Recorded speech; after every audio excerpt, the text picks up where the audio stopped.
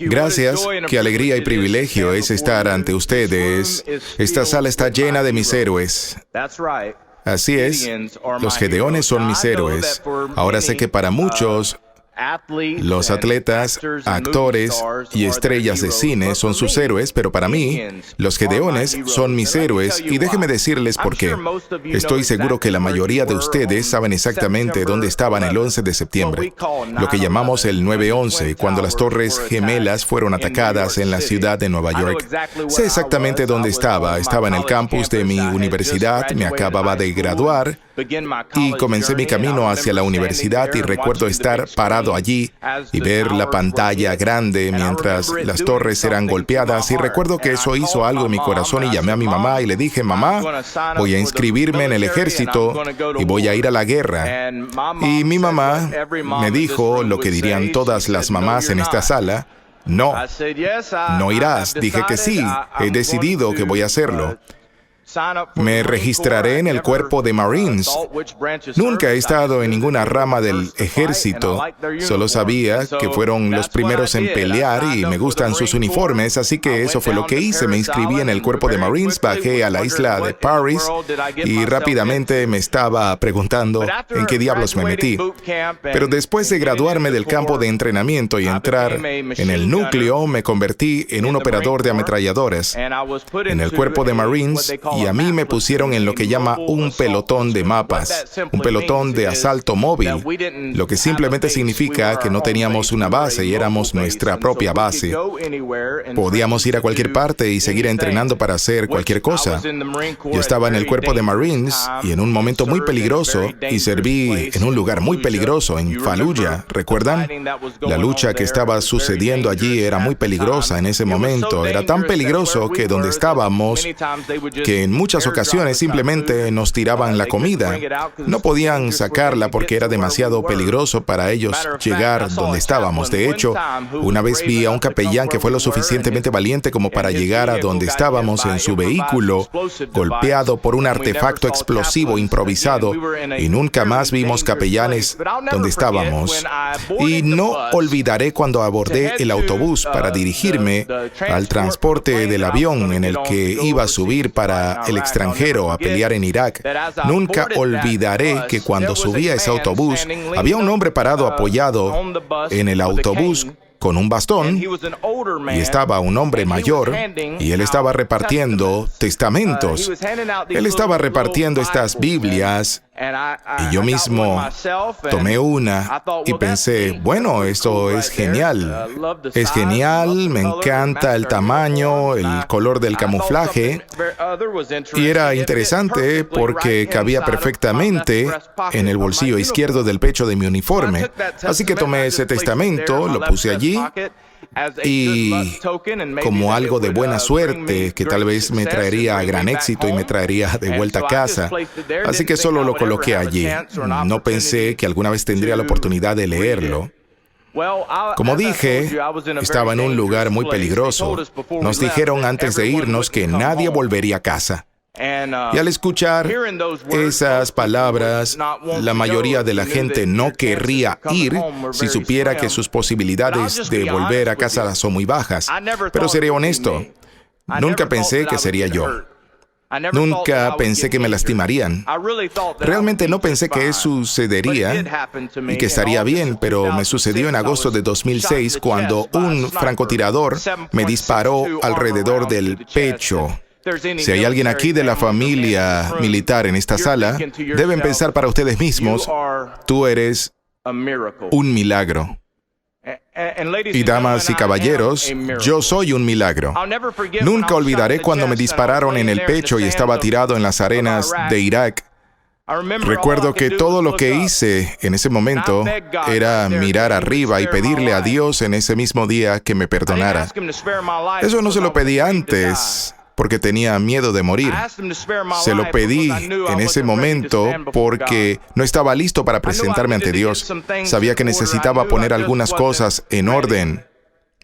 En ese momento no pudieron darme evacuación aérea porque había una tormenta de arena. Y ellos tuvieron que hacerlo por evacuación terrestre y tomó mucho tiempo y fue un proceso largo para llegar allí. Nunca olvidaré cuando empezaron a tratar de mantenerme con vida, cuando finalmente me llevaron al hospital de Fallujah. Y recuerdo que uno de los oficiales dijo, este hombre es un milagro, porque aunque había sufrido lesiones en el pecho, no tenía hemorragia interna. El Señor ciertamente había escuchado mi oración. Estuve allí en el hospital de Fallujah, y cuando piensas en un hospital, piensas en una habitación con televisión, aire acondicionado, pero ese no era el tipo de hospital en que estaba. Allí no habían visitas, era una tienda de campaña improvisada, no había televisión y estaba solo. Nunca olvidaré cuando uno de mis compañeros Marines vino a visitarme. Y ahora tienes que entender algo, éramos un pelotón de asalto móvil. No regresábamos a la base, no trabajábamos desde la base, éramos nuestra propia base.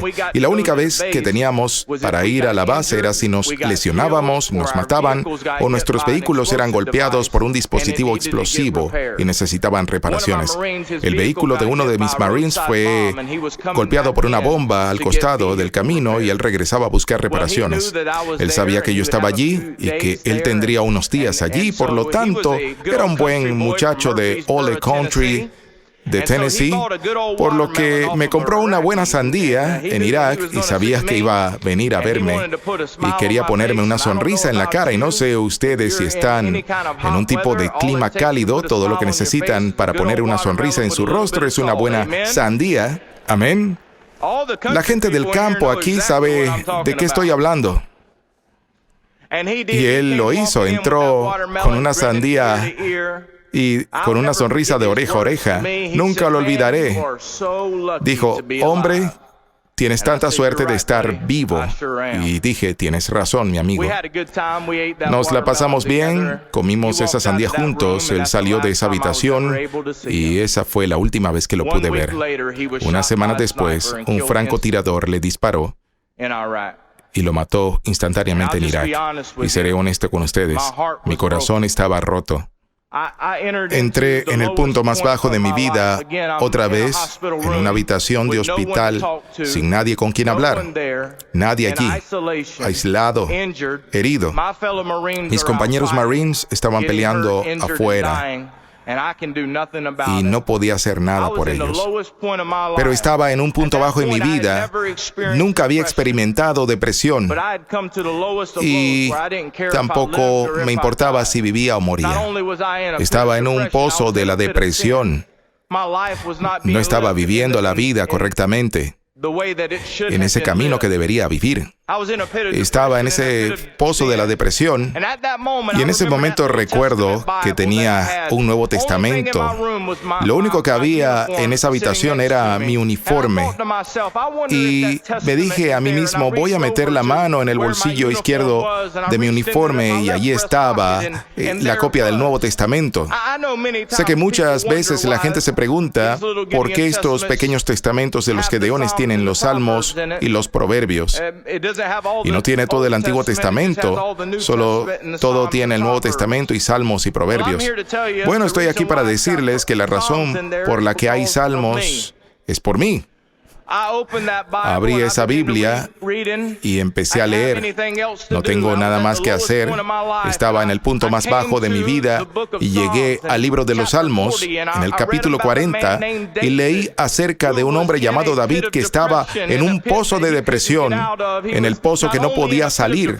Y yo también me encontraba en ese pozo de depresión y empecé a leer en los Salmos, capítulo 40, el versículo 1 al 3, pacientemente esperé a Jehová y se inclinó a mí y oyó mi clamor y me hizo sacar del pozo de la desesperación, del lodo cenagoso, puso mis pies sobre peña y enderezó mis pasos. Gloria a Dios, puso luego en mi boca cántico nuevo, alabanza a nuestro Dios. Y en ese momento yo le dije al Señor, si pudiste hacer eso por David, también puedes hacerlo por mí. Y allí mismo en la habitación Jesús cambió mi vida para siempre. Estoy seguro de que hay algunos pastores y gedeones en esta sala que tal vez estén pensando, Señor, no estoy haciendo lo suficiente. ¿Será que estoy marcando una diferencia? Déjeme decirle algo. Soy la prueba viviente de que ese anciano que estaba parado junto a ese autobús ese día repartiendo esas Biblias marcó la diferencia. Sí, tú estás marcando la diferencia. Quizás nunca vuelva a ver a ese hombre que me entregó el Nuevo Testamento, pero puedo decirles algo, que ese Nuevo Testamento cambió mi vida. Este mundo tiene necesidades. No tengo que decírselo. Este mundo está en problemas y necesita una respuesta. No necesitamos otro presidente, no necesitamos otro político, no necesitamos otra persona. Todo lo que necesitamos es la palabra de Dios. Tenemos que caminar como nunca antes, dar como nunca antes, servir como nunca antes, orar como nunca antes. Dios te va a usar. Escuchen, el cuerpo de Marines me dio a mí un corazón púrpura, pero gracias a Dios que me dio un nuevo corazón. Muchas gracias.